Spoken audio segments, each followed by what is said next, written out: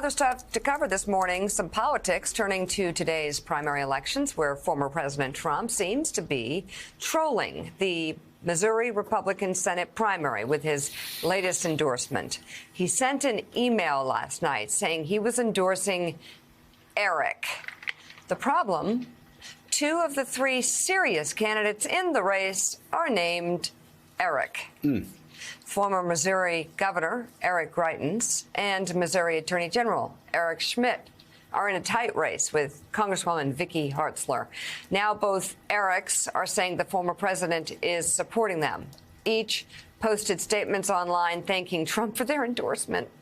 A source close to the former president told NBC News that leaving off the last name of the Eric he was endorsing was intentional. Well, and you know, Willie, the thing is, I'm sure this is because he can't remember very last funny names.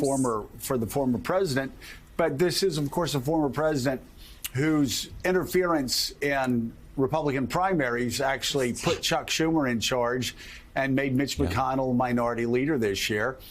Made all the difference in judges, in U.S. attorneys that got sent through. And Republicans in Georgia will tell you it was all Donald Trump's fault. Mitch McConnell would tell you most likely that it was all his fault, too. And now you look at Dr. Oz, who has some of the highest disapproval numbers I've ever seen in a general election for a major candidate. You look what's happening with him. You look what's happening with Herschel Walker, who is trailing in the state of Georgia. You look what's going to be happening in Arizona, and also up in Michigan. We have, Gretchen Whitmer was supposed to be in a lot of trouble a few months ago. Now she's looking strong.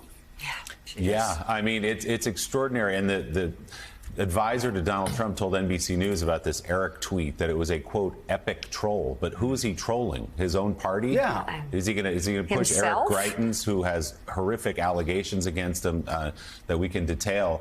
Is he going to push him up and make him more competitive here and make him the nominee in that state and put even that in jeopardy? It's not clear who the troll was directed at, except it allows Donald Trump, whoever wins the nomination, to take credit for whichever Eric wins. So, again, a game to him always. You mentioned Michigan. Former conservative commentator and actress Tudor Dixon is hoping for a win today in the state's Republican primary for governor after gaining in the polls lately and winning a last-minute endorsement from Donald Trump.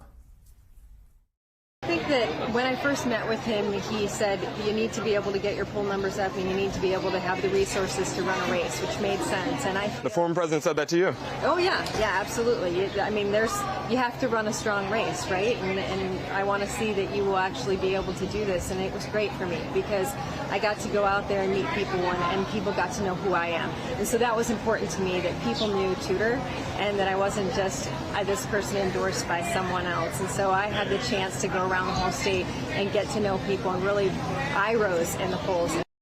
Over the weekend, Dixon would not say whether she still believes Trump won the 2020 election. She previously had called that election stolen, and Jonathan Lemire, that obviously why Donald Trump is backing her. Yeah, that's appealing to Donald Trump. The claims the 2020 election was stolen, and he's thrown his weight there, and he has sort of endorsed in Missouri. And I will say, when that press release came out yesterday, there was a flurry of activity where people thought a typo had been made, that this can't possibly be right. They just left out the candidate's last name of which Eric he wanted to support. And it was only a short time later when his new spokesman tweeted like, oh, no, that's what we wanted to do, that people realized, oh, that's what he wanted to do. And it does seem like, and there's been some reporting there, that he was on the phone with both Erics yesterday from his golf course at Bedminster the day after the sparsely attended LIV tournament, and said that he told each of them, you'll be happy with what I have to say. And of course, both of them then later put out statements saying, hey, he endorsed me, when of course that was not clear. And all this does is allow him to claim victory. And it frankly makes a mockery of the proceedings in Missouri and Republican voters there. All right, in Wisconsin, the three top Republicans running in the Republican primary for governor there took part in a town hall hosted by Milwaukee's ABC affiliate last night. At one point, a voter who was described as a Republican concerned about Donald Trump asked the candidates if they would support the former president if he ran again in 2024, despite what happened on January 6th. All three candidates appeared to skirt around the issue. Take a look. 2024, I'm focused on this election right now. I have made no commitments to any candidates in 2024. What I'm focusing on is beating Tony Evers. I believe that we need to have new executive leadership in the governor's office. As far as 2024 goes, I can commit to you that I will support the Republican nominee. And it looks like we have an assortment to choose from of incredibly successful people across this country, and some of whom have already begun to campaign here in the state of Wisconsin and other swing states. I think his policies were good.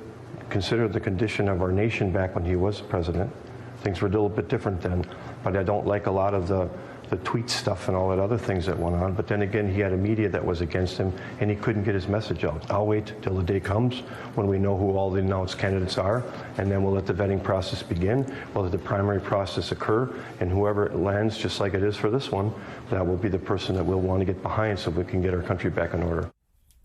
Now, Elise, that is a focus group for you right there. You've got three people that are running for governor in a Republican primary. In the state of Wisconsin, all three of them are afraid to say that they would support Donald Trump.